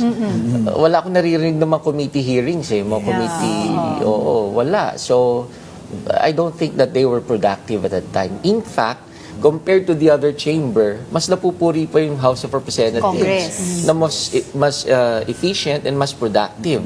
For example, in the case of the anti-dynasty bill, insofar as the House is concerned, it has already reached a more advanced stage. Unlike in the Senate na hindi na natin alam. Plus FOI bill din. Yes, that's right. Well, sirs, the State of the Nation address of the President is essentially his report to the Filipino people, right? So, let's talk about the positives muna kasi puro problema na yung pinag-uusapan natin, ano? Is there anything that the Marcos administration can be proud of, can boast of in today's SONA? No, parang Yung bubble. I think one is Meron. proud dan ba yung naging middle income Upper country, middle upper income. middle income country na ang Pilipinas. Parang hindi mapilit. Tayo ng Hindi suggestion. mapilit. Okay naman yun, of course, positive naman yun. It's just that I've been reading this analysis by various economists, mga Filipino economists, and they say that it really has no value. Ano lang yan, parang ranking. And it looks at the aggregate rather than, the more nuanced, layered, micro. Yun daw mas importante, yung nararamdaman ng bawat Pilipino kumpara sa national average. So that's a problem with that one. And of course, I don't know if this is a problem or what. I think in the past few months, I was able to talk with agents of some international credit agencies like Moody's, and they were really very concerned with what's happening in the Senate. So still the political side. That's still right. the political noise. They were trying to find out kung ano bang klaseng political risk ang magkakaroon yung mga foreign investors dito sa atin. And this is something that Professor Eric was talking about earlier. But sir, any positives? Well, with regard to positive, marami. But I want to highlight, and this is actually very underrated, the way that this administration positioned itself in terms of transparency and opening up information regarding the West Philippine Sea. I mean, we have to give credit with this administration, Doc Dennis. I agree. So talagang, lalo na pushing for, like-minded countries. Well, yung talagang full transparency of what is really happening in the West Philippine Sea. Other than that, Next question. but yun, and of course being responsive, we also have to give credit with Secretary Gatchalian. The DSWD is very responsive, but of course, yung taong bayan ang tinitignan, hindi band-aid solution. Very proactive yung DSWD pagdating sa disaster response, but we want long-term solutions in terms of understanding as such. Well, you already brought up the West Philippine Sea. In last year's SONA, there was no mention of the ICC, the impeachment, the West Philippine Sea, and of course, the focus now is on the impeachment. Everyone is watching. Everyone is talking about it. Everyone is also talking about the relationship between China and the Philippines, especially with the incident with the Coast Guard and the wooden batons and all that. So should these issues be addressed? Should they be brought up? Should they finally be, spoken about during the SONA? Well, as for me, politically, it shouldn't be within the content of the SONA. I think that the president must focus really on what is the true state of the country and how do we move forward. Of course, there's also a bit pressure kasi parang yun nga yung narrative, the criticism is wala naman nagawa. So parang tingin ko mamaya, iha-highlight and ibabalandra nila ano yung mga nagawa ng administration for the past 5 years. Magbibigay sila ng data and numbers and so on and so forth. But babalik tayo dun sa sinabi ni Doc Dennis kanina. May effect ba siya dun sa common tao? May trickle-down effect siya. Nag-improve yung bansa natin ng middle income. Question, does it in any way resonate to the kind of in the quality of life of the Filipino people? Right. Access to food, mas inflation, job generation. These are fundamental challenges because this administration, in my sense, since the flood control scandal broke out, it becomes an issue of economy. It's always confronted by issue of two things, politics and economy. So, yun paano mo siya babalansin And lalo na, mas mabigat ngayon kasi pag usaping sikmura na o yung kumakalam na yun siya ng taong bayan, napakahirap. Right. Well, go ahead. If I may answer your question, Ma'am Cheska, no, I think the president should say something about the West Philippine Sea issue primarily because of the disinformation and misinformation campaigns on the part of the Chinese state media. And these campaigns probably have resulted in some confusion for the Filipinos. Baka maniwala sila na di ba? We were even portrayed as a monkey, di ba? And if ever the president is going to say something about it, hindi siguro not to add more strain to the relations between the two countries, but to clarify things. Oo, na hindi naman talaga tayo nag-umpisa ng gulo. Oo. Tingin ko yon dapat malinawan yung mga Pilipino. Oo. Although hindi naman talaga, based on the surveys, Filipinos feel strongly about the West Philippine Sea because of the national sovereignty issue, territorial integrity. It's good that you mention yung clarify, no? Because the president also needs to clarify kung ano yung sinasabi niyang reset doon pagdating sa issue ng West Philippine Sea, diba? Reset the relationship with China. And I also want to go to your point earlier that you said about the upper middle income status na hindi naman nagtitrickle down sa everyday lives of the Filipino. Do you think this is going to be tricky for the president? Because if you can remember last year's speech niya, he said, these are just numbers, 'di ba? At hindi ito mahalaga. 'Di ba? Kung ang mga Pilipino ay naghihirap pa rin. Sinabi niya. So how is he going to boast that upper middle income status knowing that he also said last year na it has to be kailangan maramdaman ng mga taong Pilipino yung ginhawa. That's why if you notice din a lot are speculating na timing yung pagtaas ng anong tawag dito, daily minimum wage. Tapos, pero pag titignan mo, sa taas din ng bilihin, and you need not to be an economist about it, yung access mo dun sa pagkain, tsaka sa pang-araw-araw mo, kahit magdagdag ka ng 80 pesos, isagad mo pa siya ng 200 to 300 pesos, napakahirap para doon sa mga iba nating mga kababayan. So, ang tanong dyan, yung manner ng approach nitong gobyerno na to, na parang ang most of the time that they are being criticized is band-aid solution. They don't look at the long-term perspective. There are even concerns that they were not able to consult the finance cluster of the impact of this additional minimum wage. And would it in any way really affect and better the lives of the Filipino people who would be enjoying such increase? Well, hold your thought first, Prof. Dennis. We will continue because we have more with Dr. Dennis Coronacion and Professor Eric De Torres on Morning Matters when we return. Keep it here on One News.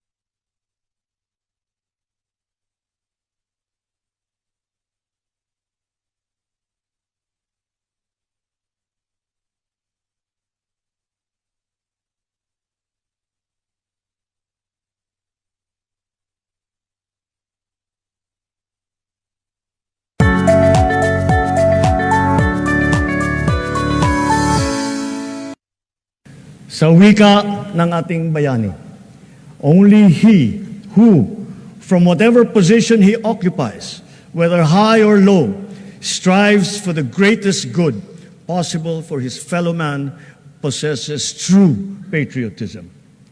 Alam po natin sa ating puso kung ano ang tama, kung ano ang mali, kung ano ang mas mahalaga at mas makakabuti sa sarili, sa pamilya at sa ating bayan. Sa mga matitinding hamon na binabato at hinaharang ng ating mundo ngayon, nasa likod ninyo ang pamahalaan. At huwag tayong matakot. Huwag tayong titiklop. Huwag tayong mawawalan ng pag-asa. Dahil ang Pilipino ay likas na matapang, magaling, masipag, matibay, at mabuti.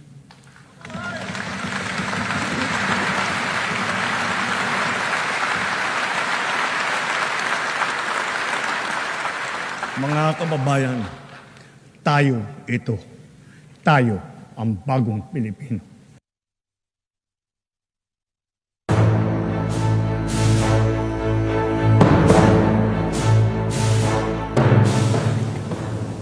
Good morning and welcome back. You're still watching Morning Matters here on One News. As we know, President Bongbong Marcos is set to deliver his fifth State of the Nation address this afternoon. While the palace has not disclosed the full contents of this speech, Undersecretary Claire Castro said the president's sona will be simple but dignified. Malacanang also said the president personally wrote his speech and urged the public to wait for its official delivery. Among the key issues many expect the president to address are economic growth, job creation, poverty reduction, and efforts to hold those behind alleged irregularities in infrastructure projects accountable. Right, but just hours before President Bongbong Marcos delivers his fifth State of the Nation address, expectations continue to build over the issues he will address and the direction he will set for the country. And still with us to share their insights this morning are University of the East Professor Eric De Torres and University of Santo Tomas Department of Political Science Chair Dr. Dennis Coronacion. Gentlemen, thank you for staying with us. Okay, so let's continue our discussion. Balikan ko lang po, no, in 2022, President Marcos campaigned on unity, on economic recovery, and of course, improving the lives of Filipinos. But 4 years into his administration, if you were to give the president a grade, what score would you give President Marcos out of 10? Dr. Dennis. Well, based on the promises that he made back in 2022, I think none of them I think he has done poorly in all those things. We are not united. The politics is highly polarized. Second, what are the two others? Improving the lives of Filipinos, economic recovery. I don't think that the lives of the Filipinos have improved. Pareho pa rin yung problema natin. Same as before, back in 2022, and we're still stuck in the same kind of economy. Our economy is not expanding. In fact, some are saying that it's contracting. And we cannot attract foreign investors. Yung pang na-attract natin, yung Pac Silica, very controversial. So, I don't think that I can give the president a passing mark. Anong grade po, Dr. Dennis? Dahil mga being the highest. 10 being the 10 being the highest. Siguro 4 out of 10. Baba magbigay ng grade. Nakatakot maging teacher to. But then, did you use a rubric for that? Ayan, what is your rubric? I'm just joking. 20% performance based, 30% shut out. But kidding aside, for me, I'm going to give the president a grade of 3.5. Mas mababa naman to. Well, you know, sa lahat, going from a perspective of really less politics, more governance. As what I have said earlier, this administration has always been confronted by politics and, not really focusing on governance. Secondly, I'm looking at this last 2 years, really more of, not of more of a legacy building, but more of political survival. Yeah. Going beyond what will happen in 2028. So that's and probably just surviving his term. That's what I see in the next 2 years. And I hope is there still time? I think there are, but focus really on the flood control and things that are, because when we talk about the issues of the economy, talagang mahihirapan na tayo dyan eh. So ako tingin ko, unahin nila yung mas importante, and sana wag lang manahan lalo na sa pagtulong sa kababayan natin yung ayuda, and these are temporary.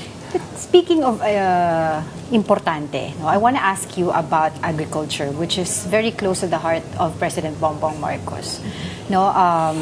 Last year, during his SONA, he directed the Department of Agriculture to spearhead farm to market road projects. Actually, currently there's 67,000 kilometers of farm to market road projects being implemented as we speak.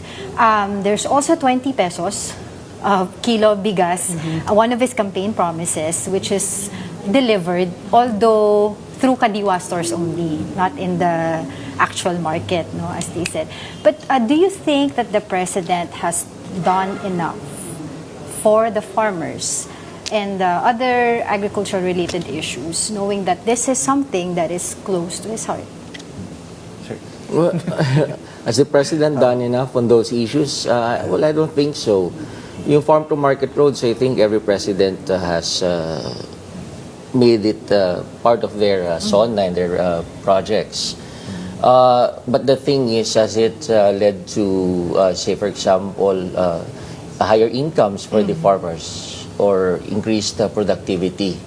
Pero hindi, ganun pa rin eh. The agricultural sector remains one of the most neglected sectors in our economy. And yet, it has the most number of employees compared to the services sector. I think close to 50% ang na-employ ng mga Filipinos. Pero it's the most inefficient, one of the inefficient sectors, economic sectors that we have. But the concern here is that the things that you mentioned are related to much larger issues like food security. Right. It's yung sinasabi mo is related to food security. And then there's another one, inflation. Inflation, yung 20 pesos na bigas. Wala nang, I think nangyari lang yun for a brief period of time eh. Tapos wala na naman. So ibig sabihin siguro hindi siya viable and sustainable. So I think the president should look for more, yung sinasabi ni Prof. Eric, long-term, realistic, and I think data-driven na mga solutions. Tama na yung mga ayuda. Kasi even the ayudas, meron din siyang issue. What about the middle, yung mga middle class? Oo, sila lang ba nangangailangan itong mga nasa laylayan ng lipunan? Even the members of the middle class also, suffer from this economic crisis. So, paano? Dapat inclusive. Dapat inclusive. May kasibihan nga ngayon na ang bagong medyo nasa laylayan yung middle class. Kasi yung middle class yung nagbe-bear ng burden. Diba? So, parang gusto mo mag-overtime and yet mapapansin mo, doon lang din napupunta. Ang isang gusto kong bigyan ng emphasis is basically access to food. Hindi lang yung usipin sa farm-to-market roads. Pero yung magandang component nito is yung farm-to-table. Pangalawa pa yung accessibility sa pagkain. May murang mga pagkain. Pero kung titignan mo yung murang pagkain, puro mga hindi masustansya. For example, why is it that Filipinos resorted to just eating fishball and so on and so forth? Kasi yun yung mura eh, instant. Pag pumunta ka ng supermarket, mapapansin mo, mas marami yung binibili ng mga instant food like pancit canton and so on and so forth. Kasi yun yung murang kayang-kaya. Pero yung usapin kung masustansya ba siya, yun yung isang aspekto nun. Pangalawa pa, nakaka-frustrate kasi every now and then makikita natin sa news, nabubulok at nasisira yung ibang mga pagkain na pwede namang ibagsak. And kung tatanungin ako, walang nabigay na solusyon dito sa nakalipas na 5 taon kasi same vicious cycle pa rin din na nasasayang yung mga produkto, nasasayang yung mga ani, hindi nakakapunta doon sa mga lugar na dapat punta na kung titignan natin, marami naman talagang pagkain at maraming masusustansyang pagkain. Well, we have so many questions for you, but unfortunately, we don't have that much time. But, thank you so much for sharing your time and insights with us. University of the East Professor Eric D. Torres and University of Santo Tomas Department of Political Science Chair Dr. Dennis Coronacion. Thank you so much po. Thank you for joining us. We hope to be with you again next time.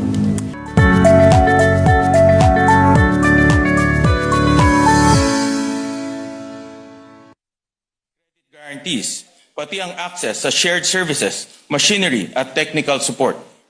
Mabibigyan ang ating mga MSMEs ng mas maraming pagkakataong makilahok sa mga proyekto ng gobyerno. Pabibilisin din natin ang proseso ng pagbabayad sa kanila. Malaking bagay ito sa pagpapalawak at modernisasyon ng negosyo. Sa ganitong paraan, matutulungan natin makaraos ang mga MSMEs sa paghina ng ekonomiya para hindi mawalan ng trabaho ang kanilang mga empleyado. The 5 aspects we have discussed are closely interconnected. Reforms in one area have effects that ripple into others. Strong coordination is therefore essential to ensure that the laws we pass are relevant, coherent, and effective. Thus, I propose the creation of an ad hoc committee tasked with helping drive economic growth, create jobs, and make the cost of living more affordable for every Filipino. Strengthening our economy requires a concerted effort, proactive action, and reforms that will endure beyond a single administration. My fellow senators, these priorities touch the daily life of every Filipino. When these systems work, they create opportunities, lift families out of poverty, strengthen communities, and drive national progress. When they fail, they burden our people, close the door to their aspirations, and hold back our nations for generations. We will maintain our commitments and reforms to education, health, and social protection. These are also essential investments in the future of our people, vital components to our long-term growth, and meaningful response in times of natural disasters.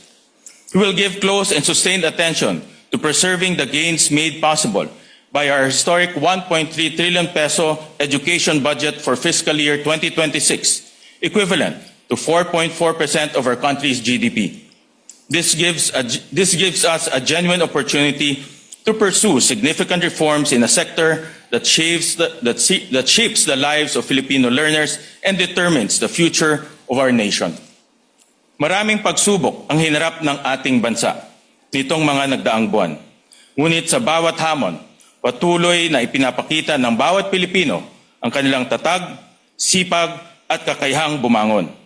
Let us build an economy worthy of the strength of our people, one where work provides security, daily needs are within reach, and the fruits of growth are felt in every Filipino home. Let us be a nation that fulfills our potential, where laws protect livelihoods, institutions safeguard our people's well-being, and the government delivers effective, consistent, and compassionate service. The task before us is urgent and clear. Let us come together as one Senate, one government, one people, and set our nation towards a horizon of progress for every Filipino in every generation. Maraming salamat po. Mabuhay ang Senado, mabuhay ang Pilipinas.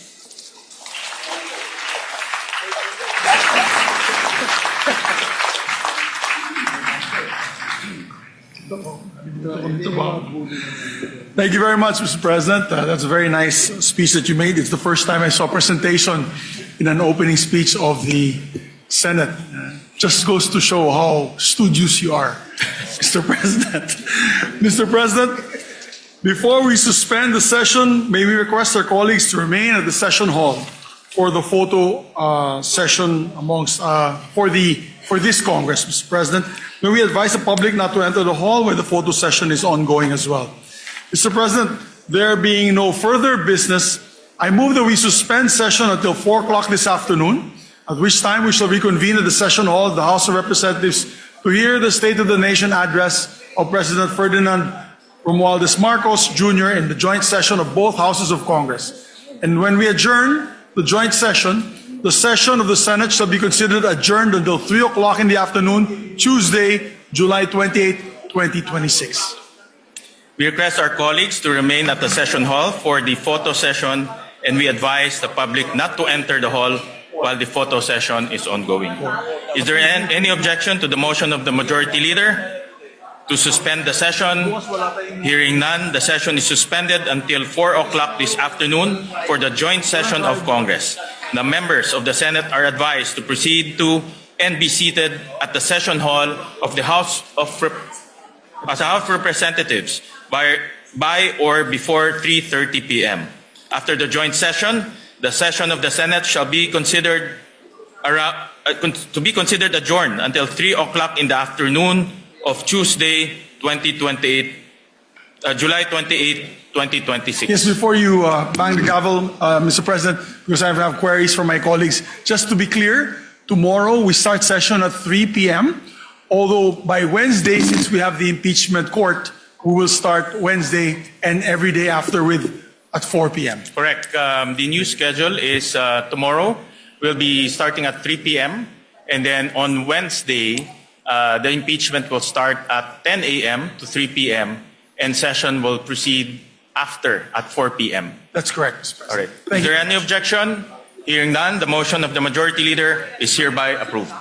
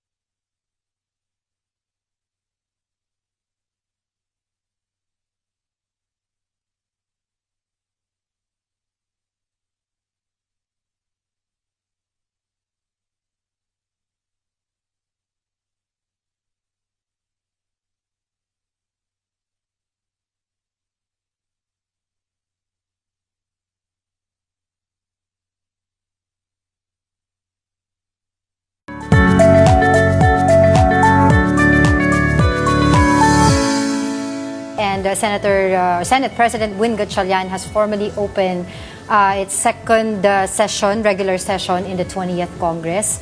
And afternoon, of course, by 4 o'clock, it is the start of the State of the Nation address of President Bongbong Marcos. So earlier, we saw the senators tackling some scheduling matters, right? So as we know, today there won't be an impeachment trial to give way to the president's SONA, but they also settled the matter on the schedule for their sessions, and they said it will start at 4 p.m. And while the impeachment trial will start from 10 a.m. to 3 p.m. So that's one thing they clarified among the changes that they will be making for the impeachment. And then, of course, tomorrow we can expect the contra sona, which is a tradition for the minority bloc. And we resume the impeachment hearings on Wednesday. Okay. So during our discussion with two of the professors here earlier, Professor Denise Coronacion and Professor Eric De Torres, overall, they think that accountability is the defining issue of the fifth SONA of President Bongbong Marcos. So we'll see if he's going to talk about that, because as far as we know, the only update that we have regarding the flood control issue are the cases filed against several people. The question here as well, if itong mga tao na sinampahan ng kaso, are they the big fish? Di ba yung sinasabi? Although we know na merong isang former senator, which is former Senator Bong Revilla, and then of course current Senator Jinggoy Estrada, who are in jail right now because in connection of this flood control projects. Yun na nga yung hinihintay ng mga tao, diba? Like the big fish versus the little fish when it comes to the flood control scandal. And there's also the discussion on former DPWH Secretary Manuel Bonoan if he's going to be a state witness. He's currently under hospital arrest.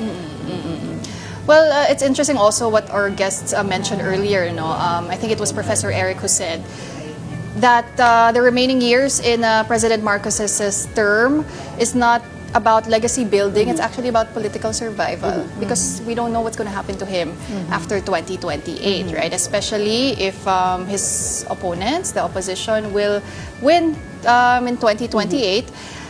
So, titignan natin, because of course the president is facing a lot of crisis at this point in his term. As some analysts have mentioned, it is a poly-crisis because there's the issue on inflation, there's the issue on the very high prices of basic goods, the energy crisis, there's also healthcare and education. So, we're going to see what the priorities of Mr. Marcos will be in his last remaining years. Exactly. Now, going back through all of his past SONAs, 2022, he said State of the Nation is sound. 2023, he said State of the Nation is sound and improving. 2024, he said Bagong Pilipinas has arrived. 2025, he said, although ang naging tagline niya doon, Bagong Pilipinas delivering on the promise, pero mas nag-resonate sa atin yung mahiya naman kayo. So this time around, ano naman kaya yung kanyang magiging tagline? Earth-shaking statement. Earth-shaking, but simple with no frills. Yeah. So, but also, I'm also very curious as to how he's going to address the inflation and the unemployment rate, because last year, yung sinabi niya, maganda ang ekonomiya, bumaba ang inflation, dumami ang trabaho. So 2025, inflation was at 1.7%. 2026, it averaged 4.8. It peaked at 6.4. In terms of unemployment, in May 2025, it was 3.9%, so around 2.03 million unemployed. May 2026, it's at 4.8% or around 2.50 million unemployed. Yeah, at the end of the day, we really care about the gut issues, right? Issues that are close to the everyday experiences of Filipinos, the food that they put on the table, job security, healthcare. That's what the president needs to address. Of course, meron pa rin tayong inaabangan politically, diba? But we're gonna see if the president will tackle that. But some are saying, no, the SONA is not the place for President Marcos to talk about the impeachment. After all, that is the sole duty of the Senate and of course the House congressmen as the prosecutor. So supposedly hands-off talaga dyan ang executive. Kumbaga parang supposedly separate powers, ika nga. But to your point earlier, and of course during our discussion here earlier as well, it's going to be tricky, as I've said, for the president to boast about the upper middle income status when in fact he also repeatedly said that statistics mean little if Filipinos struggle people still struggle every day. But we'll see what's going to happen. It's also good to note yung sinabi mo rin kanina, Cheska, na simple but dignified yung magiging SONA ngayon. It has long been our dream before kasi nung nagko-cover pa ako sa SONA since 2013, you would see a lot of people would go there with magarbong dresses and magarbong pagkain, and yet here you are, there are people outside of Batasan itself na namamalimos walang pagkain. So I think it's high time talaga na ipatupad ito because this is not something that you celebrate, no? Pero ito yung tintig natin. Ano ba talaga yung state of the nation ng Pilipinas? The state of the nation is right outside. You can see it for yourselves, no? The whole fashion show, pagandahan ng it's a little. I mean, I nothing against people who want to dress up. Absolutely nothing against people who want to dress up. There's a silver lining here. But the disparity. Yung mga designer lang. The Filipino designers who are highlighted, the talent, the skills of our people, amazing. But again, the disparity, between the haves and have-nots, it's very, very emphasized, and it's one of those venues that, as you mentioned, needs to address the state of the Filipino people. 2 years remaining in President Marcos's presidency, so we're going to see if it's really simple later. We're going to be there to cover the red carpet. So kahit naman simple yan, I think the red carpet will remain kasi nandyan talaga yan. Last year, interestingly, there were some congressmen who still went with their very special extravagant outfits. But I think kasi baka na ano na nila yun napagawa na nila. But of course, it's incumbent upon them, diba, to be simple as kahit may ganitong okasyon. So we're gonna watch out for that later. There will also, of course, be special guests later, diba? There will be diplomats attending this State of the Nation address of President Marcos. Hopefully, he will also discuss Pax Silica, because there are a lot of questions that still remain about that. It's a foreign investment on paper, it sounds good, it looks good, but marami pa ring tanong dyan. And looking back on a bigger, or looking at it on a bigger perspective, this is actually the 40th SONA of our nation. Diba? A lot has happened, pero parang ganun pa rin. Diba? People still think what food to put on the table, kung magkano ba yung sweldo, etc. But sabay-sabay po tayo manood mamaya ng State of the Nation address ni Pangulong Bongbong Marcos dito lamang po sa One News and all kapatid channels. That wraps up today's episode of Morning Matters. I'm Angela Lagunsad Castro. We hope we've given you just the right start to your morning. I'm Cheska Litongalo. Let's make the day matter. I'm Pauline Verzosa, and we'll see you again tomorrow. Kapatid, we're One News. All sides. All the time.